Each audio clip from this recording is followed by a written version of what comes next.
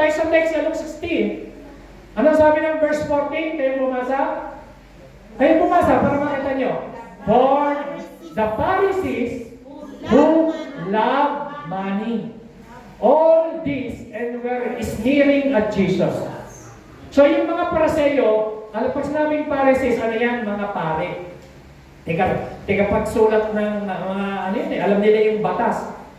Mga kabisado nila yung Genesis, Exodus, Leviticus, Numbers, Deuteronomy, mga mahuhusay yan, mga Pariseo, mga religious leader yan.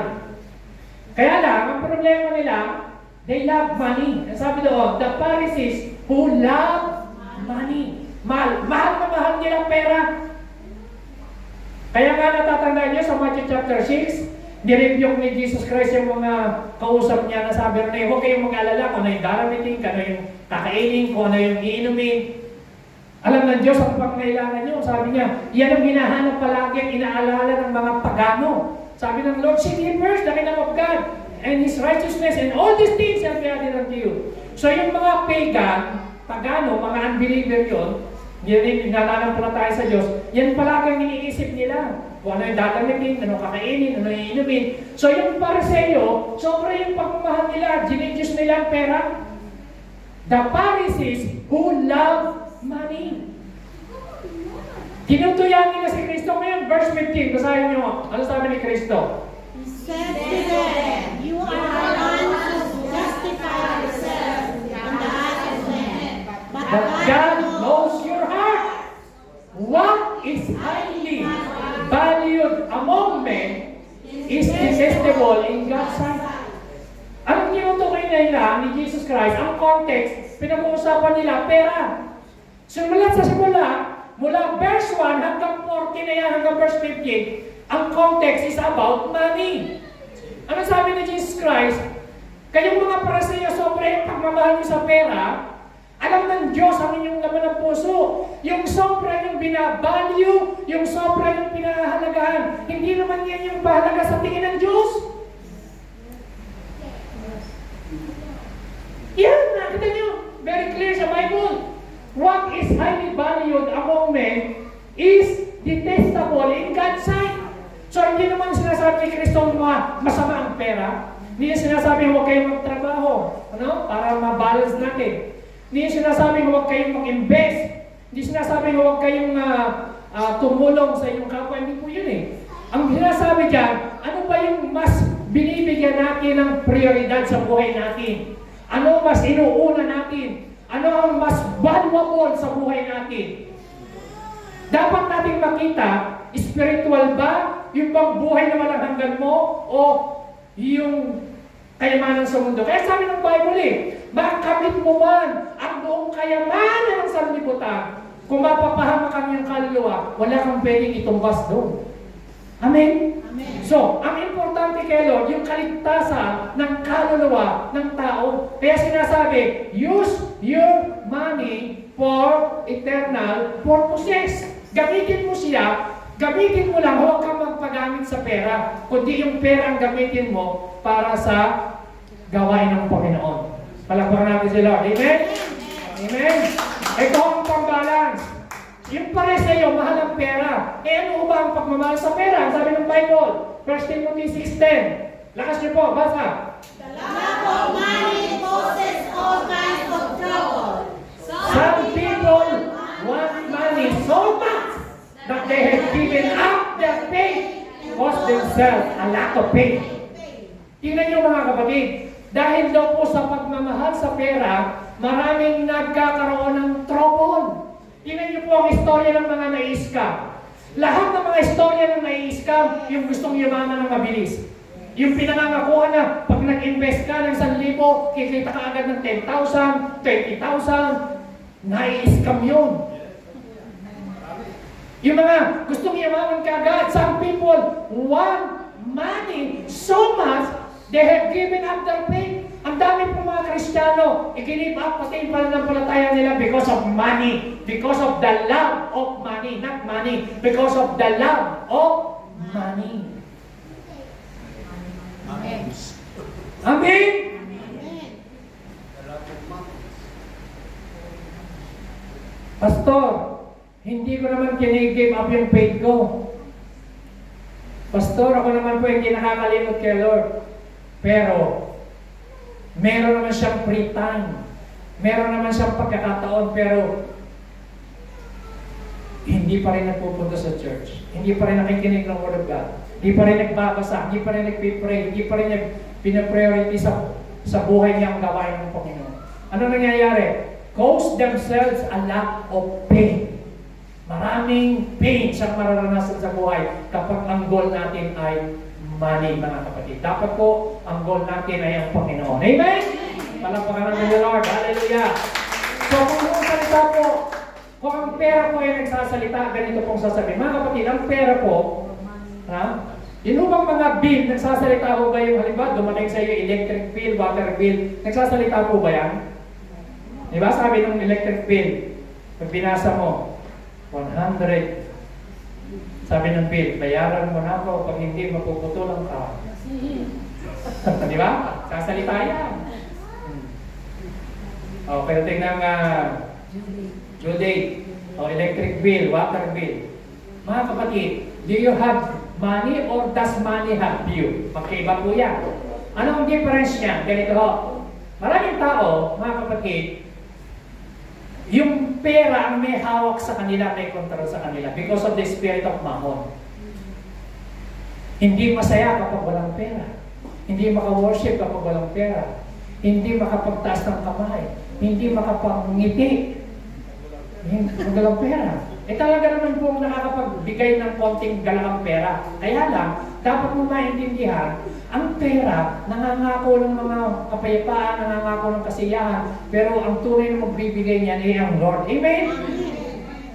Yung mga trabaho natin, resource yan, pero ang tunay na source mo, si Lord. The Lord is our source, and your word is your resource. Amen. Palakpakan natin si Lord. Amen? Yung mga amo natin, yung mga employer natin, ginagamit lang yan ni Lord. Pero talagang pinagmumula ng lahat ng ating mga blessings si Lord. Amen. Naniniwala po ba kayo, Lord? So kaya ho yung pera, mga kapatid, sabi niya, I can add meaning to your life, but I am not meaning of life. Yung pera, pwedeng magbigay sa inyo ng konting ligaya kasi makakabili ka ng pagkain, makakabili ka ng damit. Pero hindi yan ang tunay na meaning ng buhay. Kasi kung talaga yun ang tunay na meaning ng buhay, bakit maraming artista, maraming mayaman, maraming mga may pera, nagsusuicide? Hindi sila kontento sa buhay. Mga artista pa nga, sikat, mga very famous. O bakit nagpapakamatay? Bakit nagsusuicide? Bakit tumatalon sa building? Bakit nagbibigti? Bakit hindi sila kontento sa kanilang buhay? Bakit? Yung pera, mga kapatid, hindi po iyan ang tunay na pohulugan ng buhay ng tao. Ang tunay na buhay natin, yung buhay natin sa Panginoon. Amen. Amen? Yes, pwedeng makapagdagdag ng meaning sa buhay mo. Kumbaga, yung kailangan mo, pwede mong bilhin, ganun lang. Pero tandaan mo, parang hindi dapat tayo magpakontrol dyan. Dapat, hindi mo siya gawing master. Anong sabi dyan? Ang pera, I am a tool, not the goal. I am a means, not the end. So yung pera, kasangkapan lang, hindi ikaw ang ginagawang kasangkapan ng pera. Baliktad yun. Amen? Amen ba? Ang pera, kasangkapan mo lang yan para mabili mo yung gusto mo. Ang pera, ginagamit mo sa kasangkapan, halimbawa dito sa church, bakit tayo may tithes and offering? Ginagamit lang natin yung kasangkapan para maipangaral ang salita ng Diyos, pambayad natin dito. Pero ang pera, not the end. Hindi yung katapusan. Tingnan nyo may mga tao, pagka wala ng pera, parang katapusan na ng buhay. Tingnan nyo yung katabi niya, di ba? Masaya pa rin kahit walang pera yan. Basta may word of God, may joy at may... Amen? Kaya pa rin ba natin ngumiti at sumaya pagka may pera? Kung walang pera, kaya pa rin ba natin mag-church? Magtaas ng kamay? Mag-worship? Ha? So, sabi ng pera sa iyo, I am a tool, not the goal. Hindi ako ang goal ng buhay mo. Kasangkapan lang ako, sabi ng pera sa iyo. I am a means, not the end. Hindi ako katapusan. Means lang ako, kasangkapan lang ako para makabili ka ng gusto mong bili. Pamisa-misa na pwede ka mag-rebakas. Amen? Ano sabi ng pera sa iyo?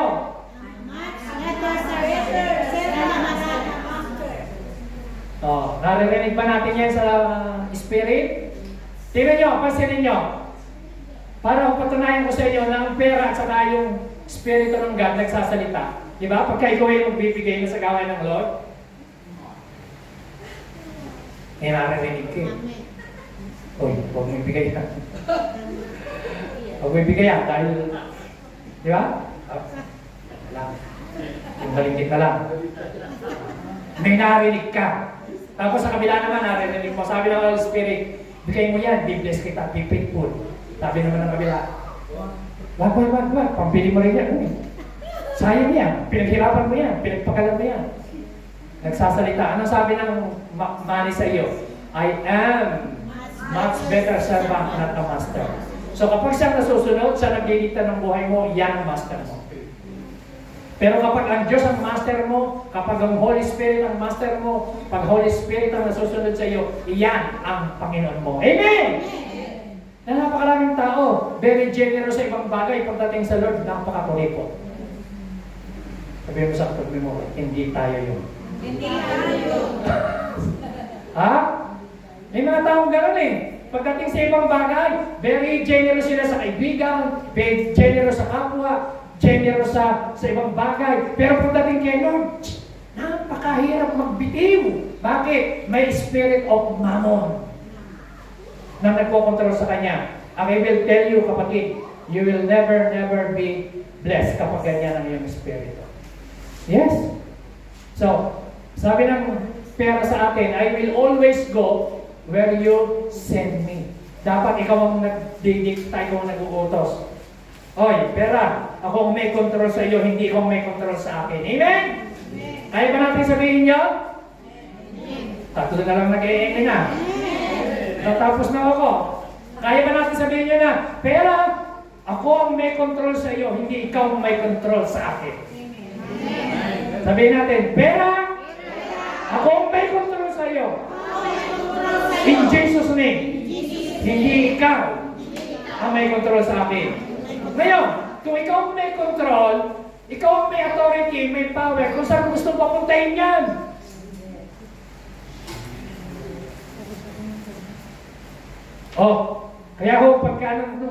Kaya nung kami umuwi sa Pilipinas, hindi naman maraming baon namin, konti lang talaga. Pero pag sinabi ng Holy Spirit, lagipan mo yan, lagipan mo yan. Kahit konti lang, tanim kami ng tanim. Kasi naniniwala ako, sabi ko, Lord, nagtatanim ako sa church na ito para pagpalain ng church on the right spring. Amen? Tinatamnan ko, pati kayo kadamay. Kasi pagka ako'y nagtanim, ang pangalan ng aking binhig ay para i-bless ang lahat ng mga membro at kapatiran sa spring. Kaya yung trabaho niyo pagpapalain ng Lord, yung pamilya niyo, yung mga anak niyo, ang church, kapag tinatamnan natin. So kaya mga kapatid, ikaw ang